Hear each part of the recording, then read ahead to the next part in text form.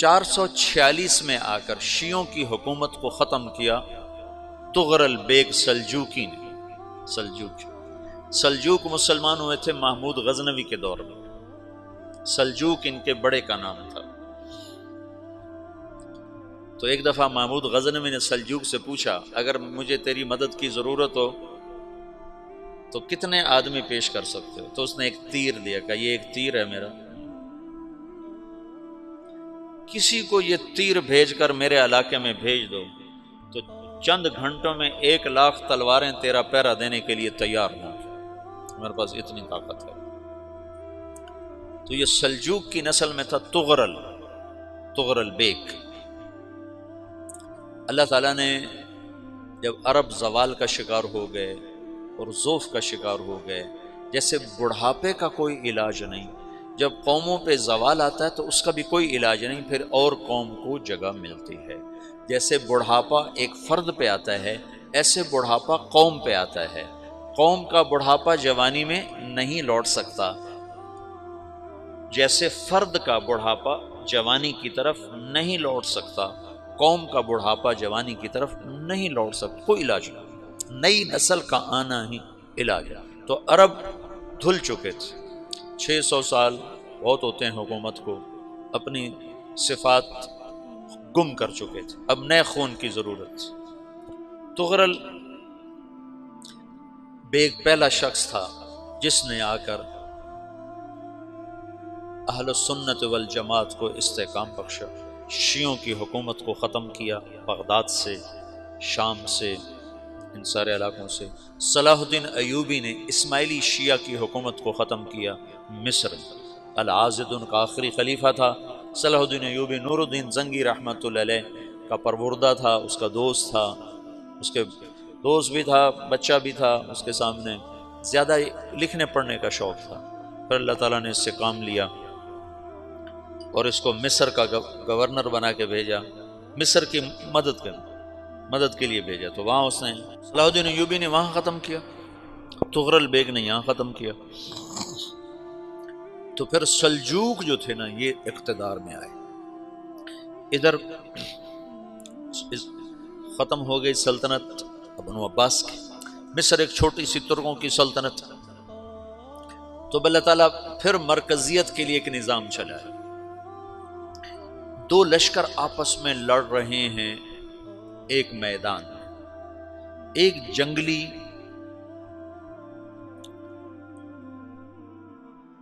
بدوؤں کا قافلہ، جنگل کے لوگ اپنے قبیلے کو لے کر، ایک جنگلی قبیلہ اپنے سردار کے ساتھ نقل مکانی کر رہا ہے ایک جگہ سے دوسری جگہ۔ اللہ کا نظام کہ یہ لوگ چلتے چلتے چلتے اس وادی میں پہنچ گئے جہاں جنگ ہو رہی ہے، دو لشکر آپس میں لڑ رہے ہیں۔ جب یہ وہاں پہنچتے ہیں تو ایک لشکر کے قدم اکھڑ رہے ہیں اور دوسرا غالب آ رہا ہے۔ ان کو نہیں پتا شکست کھانے والے کون ہیں اور فتح پانے والے کون ہیں، ان کو نہیں پتا۔ اس جنگلی قبیلے کے سردار کا نام بھی تغرل ہے، تغرل۔ تو یہ سردار کہتا ہے جو شکست کھا رہے ہیں ان کی مدد کرو، کچھ پتہ نہیں کون ہے، کہتا جو شکست کھا رہے ہیں ان کی مدد کرو۔ تو 400 وحشی جنگلیوں نے فاتح لشکر کے پیچھے حملہ کر دیا۔ وہ تو ایک کافی ہوتا تھا، 400 دوڑ دوڑ جب تلواریں پڑیں تو چند لمحوں میں نقشہ بدل گیا، بھاگنے والے جم گئے اور جمنے والے بھاگ پڑے۔ جب جنگ ختم ہوئی تو شکست خوردہ لشکر کے بادشاہ نے ان کو بلایا، اسے پوچھتا ہے مجھے جانتے ہو میں کون ہوں؟ کہا نہیں۔ کہا تو تم نے میری مدد کیوں کی؟ کہا انسانی ہمدردی کی وجہ سے، تمہیں شکست ہو رہی تھی اس لیے تمہاری مدد کی۔ پھر اس نے اپنا تعارف کرایا، میں ہوں سلیمان سلجوقی، ترکی کا بادشاہ۔ مسلمانوں کا لشکر تھا اور تاتاریوں سے شکست کھا رہا تھا، تاتاری فتح پا رہے تھے، مسلمان شکست کھا رہے تھے۔ تو وہ اللہ کی غیبی مدد بن کر آئے، تو وہ اس سے کہتا ہے میرے ساتھ رہنا پسند کرو گے؟ تم نے میرے اوپر احسان کیا ہے، میں اس کا بدلہ دینا چاہتا ہوں، میرے ساتھ رہنا پسند کرو گے؟ کہنے کا کر لوں گا۔ تو اس نے اس کو لے کر ترکی آیا، اور استنبول اس وقت روم کی حکومت میں تھا، اسے فتح کیا اس تغرل کے آگے چوتھے پانچویں پڑپوتے محمد فاتح نے۔ تو یہ استنبول ہے، یہ ترکی ہے، بیچ میں ایک چھوٹا سمندر ہے، یہاں ایک جاگیر ہے۔ تو سلطان سلیمان کہتا ہے یہ جاگیر تجھے وقف ہے، ادھر سے رومی مجھے تنگ کرتے ہیں حملے کر کر کے، تو میرا دفاع کرتے رہنا، یہ جاگیر تیری۔ یہ اس جاگیر پہ اس نے اپنے قافلے کو آباد کر دیا، اپنے قبیلے کو، اور ایک چھوٹی سی حکومت بنا لی، جو ایک صوبہ سمجھو سلمان سلجوقی کا، وہ ایک چھوٹا سا صوبہ ہے۔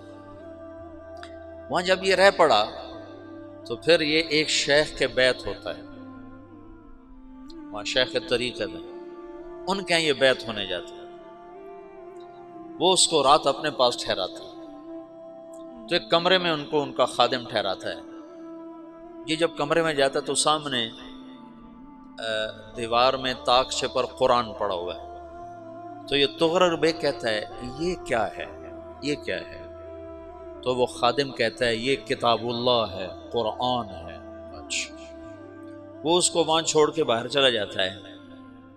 وہ دیہاتی آدمی، جنگل کا رہنے والا، پہلی دفعہ زندگی میں قرآن دیکھا، وہ کہتا ہے یہ قرآن ہے، اللہ کی کتاب ہے، میں اللہ کی کتاب کے سامنے سو جاؤں، کتنی بے ادبی ہے۔ تو اس نے ایسے قرآن اٹھایا اور سر پہ رکھ لیا اور کھڑا ہو گیا، ساری رات قرآن سر پہ رکھ کے کھڑا رہا۔ رات کے پچھلے پہر اس کو خواب آیا، کھڑے کھڑے اس نے دیکھا کہ اس کی پشت سے ایک چاند نکلا اور شیخ کی بیٹی کے سینے میں جا کے اتر گیا، پھر اس لڑکی کے سینے سے ایک درخت نکلا جو پھیلتے پھیلتے پھیلتے 3 بر اعظم پہ چھا گیا، افریقہ پر، یورپ پر، ایشیا پر۔